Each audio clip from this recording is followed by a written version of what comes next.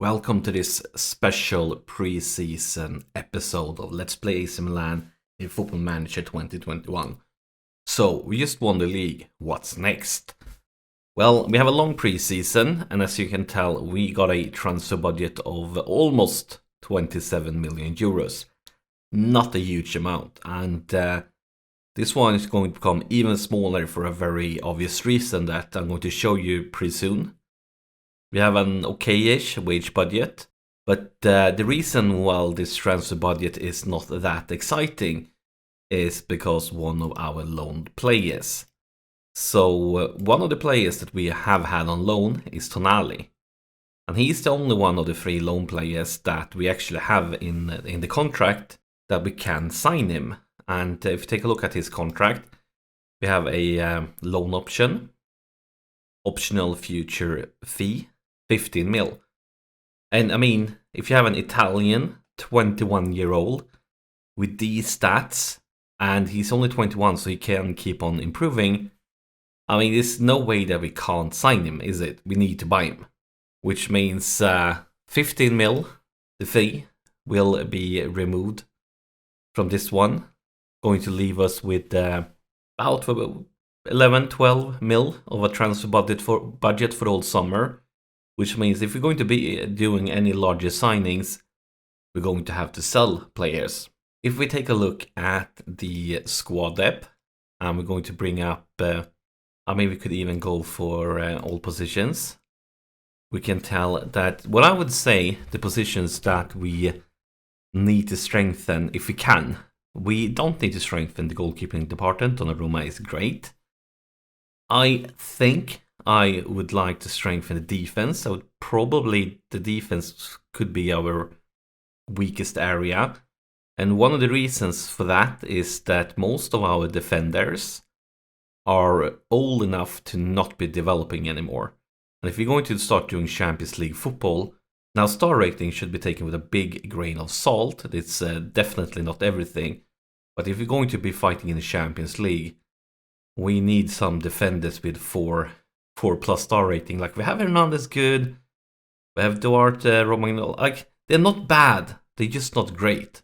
If you look at the central midfield, we have, of course, Tonali that we just looked at. He's going to be with us for a long time. Hopefully he can develop even further. We have Kessié. I mean, he is great. Hopefully we can keep him. Then we have Gagliardini. I mean, what a steal this signing was. As you may remember, he was transfer listed. We got him for 5.5 mil. And he's worth 25 mil plus now. And he's basically just a good squad player. Got a lot of bang for the bucks there. We have Benacer, another very talented player. And we have also Kronik that can play here. So we have a lot of options. For the wingers, I feel like this is kind of our strongest position. Liao is already starting to look like a world-class player. And he's only 21. I mean, his potential, all these stats can go up even further during the next season.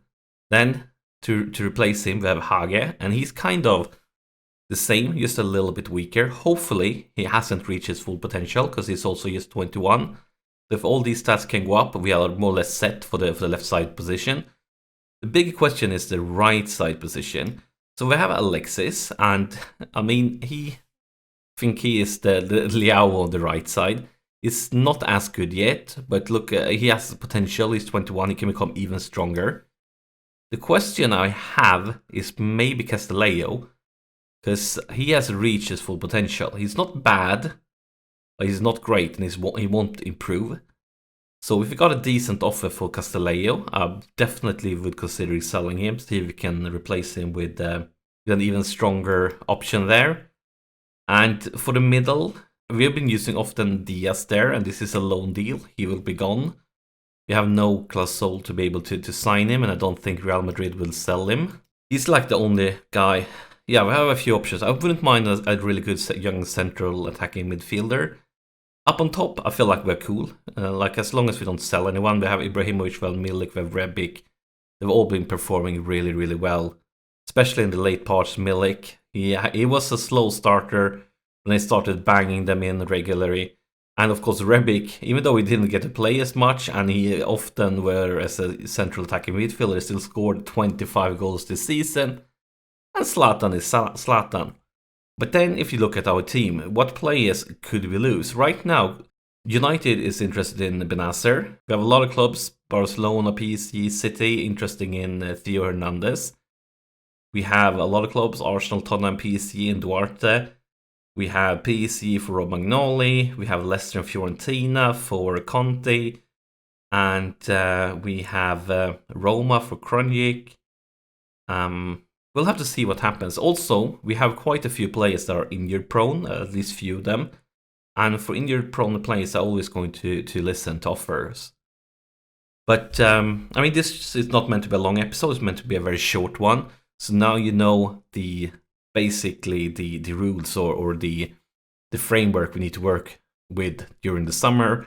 But let me know in the comment section below what you think about this team. Who should we replace? Who should we sell? And with our limited budget, 10, 11 million, like, is there any great signings for this team that you can come up with? Because I'm going to be scouting as a madman.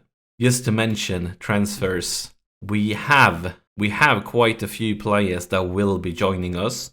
And I showed you guys a few of these guys during the January window. They were free transfers, all of them. And I also added a few, 2, maybe 3 regions that I scouted and managed to snatch from other clubs. But all these regions are 15, 16, so they won't be playing for us in a long time. We'll have to wait and see how the free transfer looks. But that's it for this very short episode. Make sure to not miss the next one, because the next one will be the Season 2 premiere. So see you there, because I'm going to be there. Thank you for watching.